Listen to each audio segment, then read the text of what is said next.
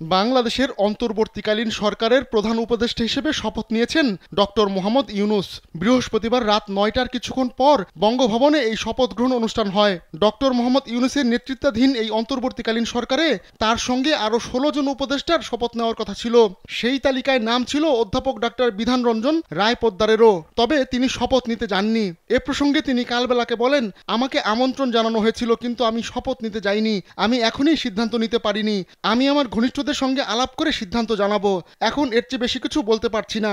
অধ্যাপক ডক্টর বিধান রঞ্জন রায় পোদ্দার সুনামগঞ্জ সরকারি জুবিলি হাই স্কুল থেকে ১৯৭৯ সালে এসএসসি ও ১৯৮১ সালে ঢাকা কলেজ থেকে এইচএসসি পাশ করেন।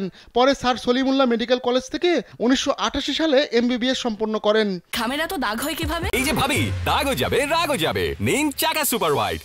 পেশাগত জীবনে অধ্যাপক বিধান বর্তমানে জাতীয় মানসিক স্বাস্থ্য ইনস্টিটিউটের পরিচালক হিসেবে কাজ করছেন।